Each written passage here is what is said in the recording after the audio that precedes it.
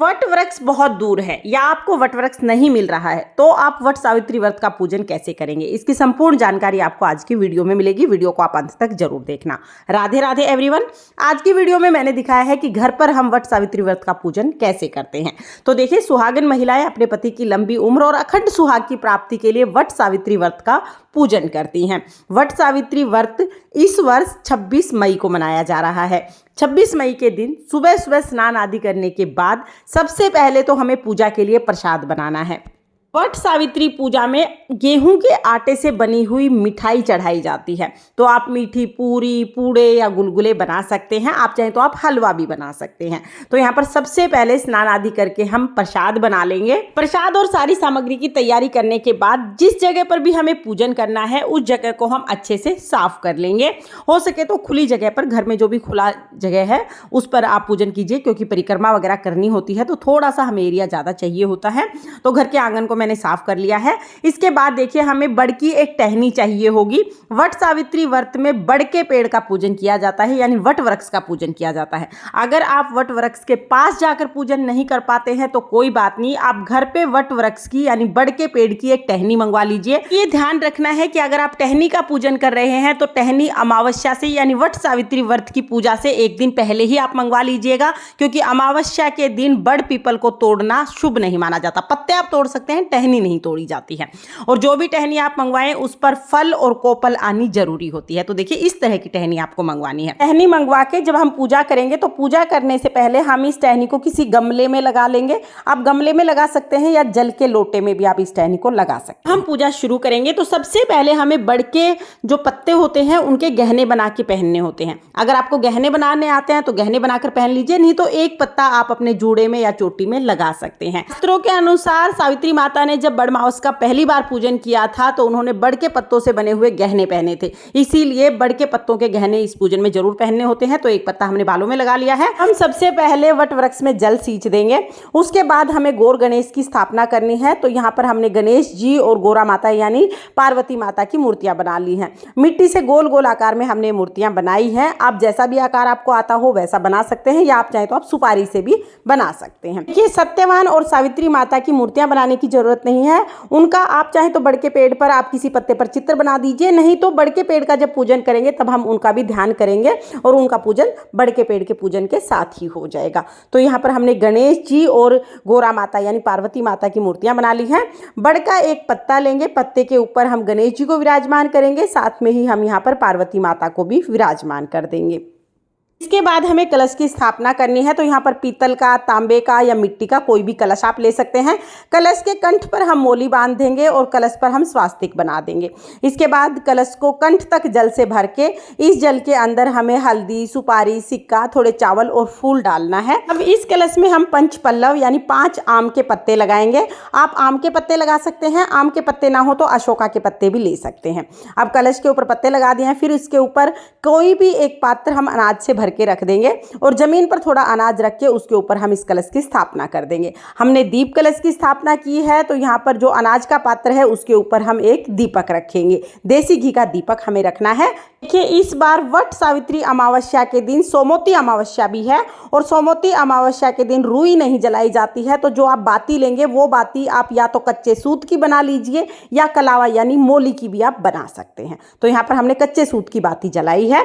इसके बाद हम क्या करेंगे, जल के छींटे लगाकर भाव रूप में सभी को स्नान करा लेंगे। तो जल के छींटे हमने लगा दिए, फिर हम सभी को तिलक करेंगे। तो यहाँ पर पहले हम रोली से तिलक कर देंगे, उसके बाद हल्दी से हम तिलक कर देंगे। गणेश जी को, माता पार्वती को, वट वृक्ष को, कलश को, सभी को हम यहाँ पर तिलक कर देंगे। तिलक करने के बाद सभी को वस्त्र समर्पित करने हैं। तो वस्त्र के रूप में अगर आपके पास जनेऊ है तो गणेश जी को और वट वृक्ष को आप जनेऊ समर्पित कर दें, और जो गौरा माता है गौरा माता को हम कलावा समर्पित कर देंगे। और अगर आपके पास जनेऊ नहीं है तो कोई बात नहीं, आप सभी को वस्त्र के रूप में कलावा यानी मोली चढ़ा सकते हैं। इसके बाद फिर हम फूल समर्पित करेंगे। तो यहाँ पर जो भी फूल आपको मिल जाए आप वो फूल समर्पित कर दीजिएगा। फिर देखिए, जो तिलक लगाया है उसके ऊपर हमें अक्षत यानी चावल समर्पित करने हैं। और पार्वती माता के लिए हमें साड़ी समर्पित करनी है। साड़ी, सूट, चुनरी या ब्लाउज, कोई भी कपड़ा आप समर्पित कर सकते हैं। अगर आपका पहला व्रत है तो साड़ी समर्पित करना जरूरी है। अगर आप पहले से ही ये व्रत करते आ रहे हैं और साड़ी आप नहीं दान कर पाते हैं तो आप चुनरी या ब्लाउज का पीस भी ले सकते हैं। इसके साथ ही हमें कुछ सुहाग का सामान भी चढ़ाना होता है, क्योंकि सुहाग के लिए ही हम ये व्रत करते हैं और पार्वती माता सुहाग देने वाली होती हैं। तो हम यहाँ पर सुहाग सामग्री चढ़ाएंगे। जितनी हो सके उतनी सामग्री आप चढ़ा दीजिएगा। ज़्यादा ना हो तो चाहे आप सिर्फ 2 चीज़ें चढ़ा दें, लेकिन सुहाग का सामान आप जरूर चढ़ाएं।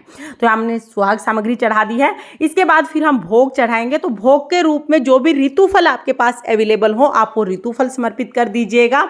और साथ में ही देखिए, जो हमने आटे से जो मिठाई बनाई थी, जो पूड़े हमने बनाए थे, वो हम समर्पित करेंगे। इसके साथ ही भीगे हुए चने समर्पित करना बहुत जरूरी होता है। भीगे हुए चने खाकर ही इस व्रत का पारण होता है और भीगे हुए चने हाथ में लेकर ही हम व्रत की कथा सुनते हैं। तो चने आप एक दिन पहले ही भिगो दीजिएगा। अब ये भीगे हुए चने हम सभी को समर्पित करेंगे। अगर आपने आटे से कोई मिठाई नहीं बनाई है तो फिर आप पतासे का भोग लगा सकते हैं, यानी ये गुलगुले, पूड़े, पूरी नहीं बनाए हैं तो पतासे चढ़ा दीजिएगा। फिर हम दक्षिणा चढ़ाएंगे। इसके बाद देखिए, पंखा चढ़ाना बहुत जरूरी होता है, क्योंकि गर्मी का समय है। बांस से बना हुआ जो ये पंखा है ये गर्मी से बचाता है, तो हम यहाँ पर पंखा चढ़ा देंगे। बांस से बना हुआ पंखा ही आपको लेना है। इसके साथ ही हम 1 लोटा जल ले लेंगे।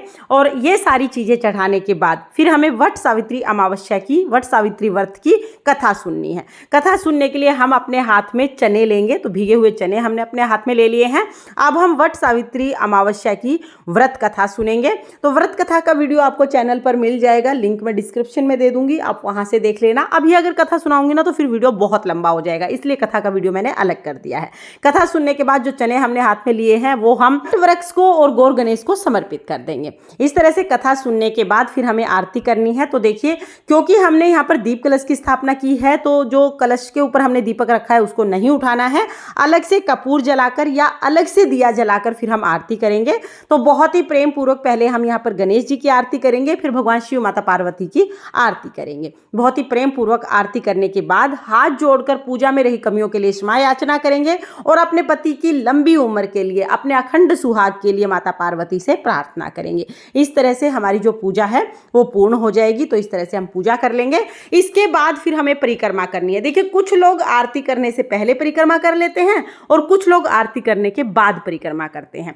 तो आपका जैसे सामर्थ्य हो, जैसे आपके यहाँ पर आप करना चाहते हैं उस तरह से आप कर सकते हैं। तो हम लोग पहले आरती कर लेते हैं, उसके बाद फिर हम लोग परिक्रमा करते हैं। तो यहाँ पर देखिए, वैसे तो 108 परिक्रमा का बहुत ज़्यादा महत्व है। हो सके तो आप 108 परिक्रमा कीजिएगा, लेकिन अगर आप 108 परिक्रमा नहीं कर पाते हैं तो आप 5, 7, 9, 11, 21, 51 परिक्रमा कर सकते हैं। तो अपने सामर्थ्य के अनुसार आप परिक्रमा कर लीजिएगा। कोशिश करें कम से कम 7 परिक्रमा आप जरूर करें। और बड़ के पेड़ को कच्चा सूत लपेटते हुए हम ये परिक्रमा करते हैं। अगर कच्चा सूत नहीं है तो कोई बात नहीं, जो मोली होती है ना, जो कलावा होता है, वो भी कच्चा सूत का ही रूप होता है, बस कच्चे सूत को रंग दिया जाता है। तो आप कलावा लपेटते हुए भी ये परिक्रमा कर सकते हैं। तो देखिए, इस तरह से क्लॉकवाइज हमें बड़ के पेड़ की परिक्रमा करनी होती है। तो जितना आपका सामर्थ्य है उतनी परिक्रमा आप करें। परिक्रमा करने के बाद अपने सीधे हाथ में थोड़ा सा जल लेकर सारी सामग्री के ऊपर से हम जल इस तरह से वार देंगे। तो ये जल वारने के बाद फिर हमारी पूजा पूर्ण हो जाएगी। कुछ लोग इस दिन हवन भी करते हैं, क्योंकि अमावस्या का दिन होता है और अमावस्या के दिन हवन करना बहुत ही ज़्यादा शुभ माना जाता है। तो अगर आप हवन नहीं करते हैं तो बस इतनी पूजा करनी है, आपकी पूजा पूर्ण हो जाएगी। लेकिन अगर आप हवन करते हैं तो फिर हमें क्या करना है, एक दिए में आप कपूर जला लीजिएगा। तो यहाँ पर हमने कपूर जला लिया है। आप चाहें तो गाय के गोबर से बना हुआ उपला भी आप जला सकते हैं, यानी हमें अग्नि प्रज्वलित करनी है। तो यहाँ पर हमने कपूर जला लिया है। अब इस अग्नि में हम भोग समर्पित करेंगे। तो जो जो भोग आपने चढ़ाया है, जैसे मिठाई जो आपने चढ़ाई है या जो भी आपने ये भीगे हुए चने चढ़ाए हैं, वो सभी चीज़ें हम अग्नि में समर्पित करेंगे। माना जाता है कि जब हम भोग अग्नि में समर्पित करते हैं तो भोग सीधा देवताओं को मिलता है। तो अग्नि में आप भोग समर्पित कर देंगे। अमावस्या का दिन है, अमावस्या के दिन तिल समर्पित करना बहुत शुभ होता है। तो काले या सफ़ेद जो भी तिल हो आप वो तिल समर्पित कर दीजिएगा। और फिर अपने हाथ में थोड़ा सा जल लेके हम हवन के ऊपर से 2 बार इस तरह से वार के हाथ जोड़ लेंगे। इस तरह से फिर हवन पूर्ण हो जाएगा। तो देखिए, अगर आपके यहाँ पे हवन किया जाता है तो आप ये हवन जरूर कीजिएगा, नहीं तो आप इस हवन को स्किप भी कर सकते हैं। इस तरह से सुबह के समय ही हमें ये पूजन करना है। पूजन के बाद जो भी आपने साड़ी या सूट चढ़ाया है वो साड़ी, श्रृंगार का सामान, जो पंखा चढ़ाया है वो पंखा, जो फल फ्रूट चढ़ाए हैं वो फल फ्रूट, यानी और जो दक्षिणा चढ़ाई है वो दक्षिणा, जो भी चीज़ें हमने चढ़ाई है ये सारी चीज़ें दान की जाती हैं। श्रृंगार का सामान आप चाहें तो 2-4 चीज़ें दान कर दीजिए, बाकी चीज़ें आप पार्वती माता के आशीर्वाद के रूप में स्वयं भी ले सकते हैं। प्रसाद के रूप में आप स्वयं भी श्रृंगार का सामान ले सकते हैं, लेकिन 1-2 चीज़ें आपको जरूर दान करनी होंगी। ये दान हमें किसे करना है कि ये सारी चीजें हमें अपनी सासू जी को देनी होती हैं। अगर आपकी सासू जी हैं तो ये सारी चीजें मिनस के, यानी जल तो हमने वारी दिया, मिनस तो दी ही हैं, ये सारी चीजें आप अपनी सासू जी को दे सकते हैं। अगर आपकी सासू जी नहीं है तो ये सारी चीजें आप पंडिताइन को भी दान कर सकते हैं, या किसी गरीब सुहागन महिला को भी ये सारी चीजें आप दे सकते हैं। तो इस तरह से सारी चीजें हम दान कर देंगे।